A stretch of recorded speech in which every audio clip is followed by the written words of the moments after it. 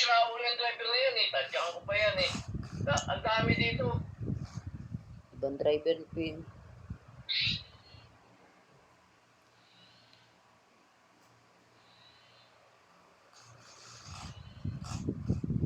Unang ayos niya. Hindi magsabi ng ano kung nasa labas o ano.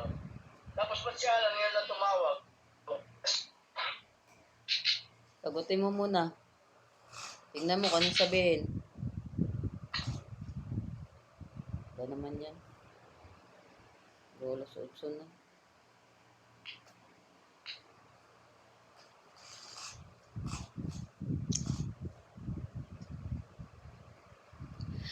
Teres muna tayo. Kasi high blood na si. Sabihin ako sa dyan. Kaya naman, ngayon na tumawag. Ano yun, loko? Bakit? Anong sabi sa'yo? Oo, hindi mo sinagot. Eh, may nakausap na ako eh. Dapat sinabi niya kanina. Sa 50 minutes.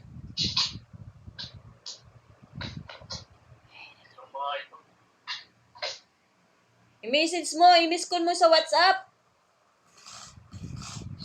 Sino? Yung yung sasakyan mo. Ayaw mo kasi i-message ng i-message. Sabi mo, kung magtagal ka, wag na lang, ganunin mo. Baka may pasayro pa yun, mahal.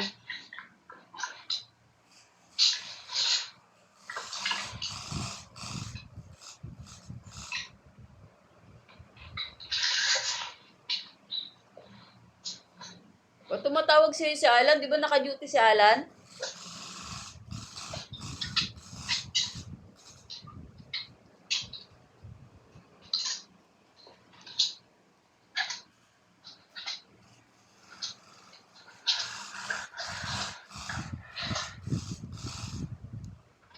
Kailangan lagi tayo fresh. I-mute ko muna kasi maririnig niya yung sasabihin ko. Kailangan lagi tayong fresh bago matulog, di ba? Kasi amoy biryani ako. Pagaling ka ng restaurant. Ang amoy ng buhok ko, amoy ng katawan ko, amoy biryani. Kasi kailangan ko i-mute si Loco. Maririnig niya yung mga video ko. Ginagawa ko. Bunganga niyan. Parang ano nga. Putak ng putak.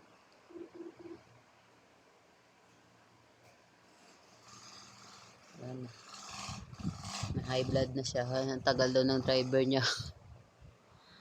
Hirap talaga pag walang sasakyan dito, oy. Dito guys, maganda. May sasakyan ka talaga dito sa Saudi. Kahit sikanhan lang. Kasi kahit gusto mo saan ka pupunta, may gagamit kang sasakyan. Mura lang naman ang sasakyan dito. May 10k ka, makakabili ka na ng sikanhan. 10k real. Ganyan.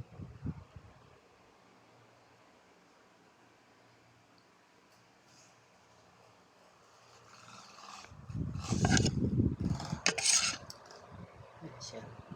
Tapos, may blood na si Don Tokundo. Serum.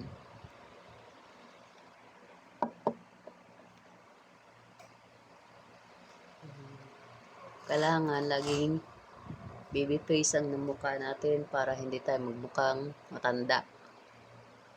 Diba? Kaya gumagamit ako ng serum. Yan yung uterus natin. Ganito. Frozen collagen. Tapos ito. So, ayan. Ready na tayo. Kailangan natin mag-beauty rest kasi malapit ng kasal ng friend. Kaibigan kong Arabiana, kaya kailangan fresh. Fresh lagi ang mukha. Atin ako ng